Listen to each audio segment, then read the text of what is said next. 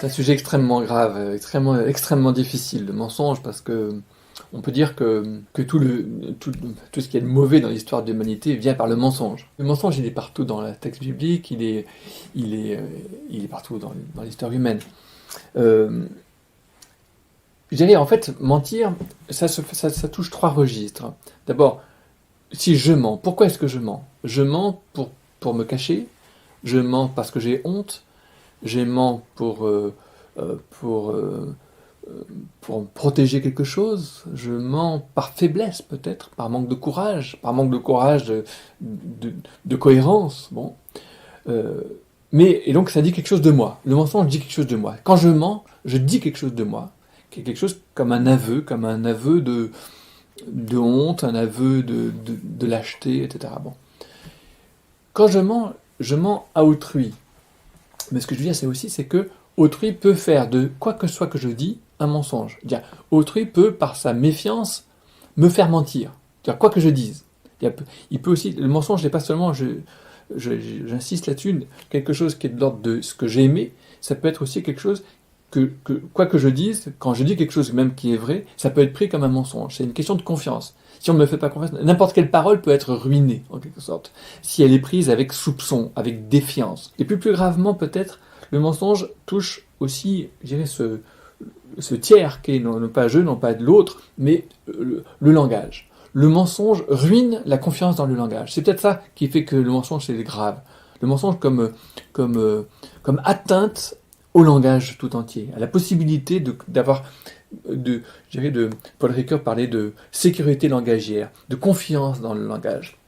Le mensonge ruine la confiance dans le langage. Et donc ça, c'est encore plus grave. C'est pas seulement une question personnelle ou interindividuelle, ça touche de proche en proche le langage tout entier.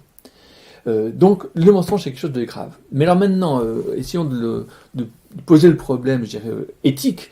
Et là, on a des débats gigantesques, parce que par exemple, pour Emmanuel Kant, il ne faut jamais mentir. C'est un impératif catégorique. Ce qu'il veut dire pour lui que c'est un impératif inconditionnel. Quelle que soit la condition, il ne faut jamais mentir. Et on retrouve d'ailleurs un commentaire, alors ça a été discuté immédiatement par Benjamin Constant, intellectuel protestant de l'époque, qui a dit oui mais Kant là, il exagère un peu parce que c'est une conception vraiment d'un moralisme rigoriste complètement fou. La véracité, c'est la confiance dans le langage, donc c'est pas seulement ça, c'est le courage d'être cohérent avec soi-même, c'est ce qui fait que ma parole est crédible pour l'autrui, et donc que l'autrui me fait confiance, me fait crédit dans tout ce que je dis.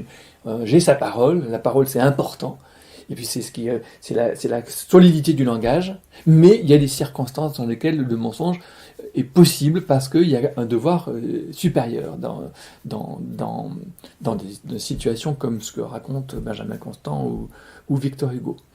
Mais peut-être que plus profondément que cela, on peut aller un petit peu plus loin avec Dietrich Bonhoeffer, qui a un très beau texte dans son éthique sur le mensonge, sur la vérité plutôt, dans lequel il dit nous sommes devant Dieu.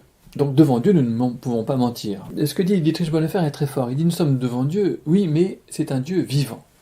Et donc, devant Dieu, la vérité que nous devons porter, c'est une vérité vivante, c'est une vérité vive.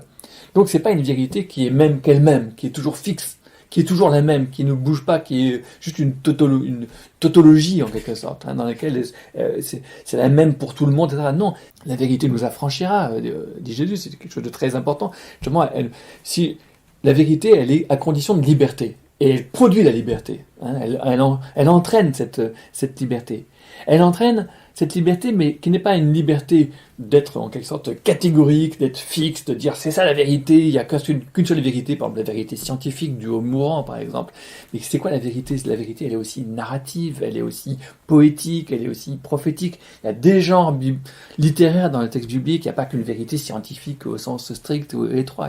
Il faut prendre la vérité selon cette diversité, et cette diversité, c'est tout simplement la diversité des relations que nous avons avec tous les vivants qui sont autour de nous et avec le passé et avec Dieu et ça. Donc c'est vivant. Et je dirais, en gros, la vérité, c'est la vie.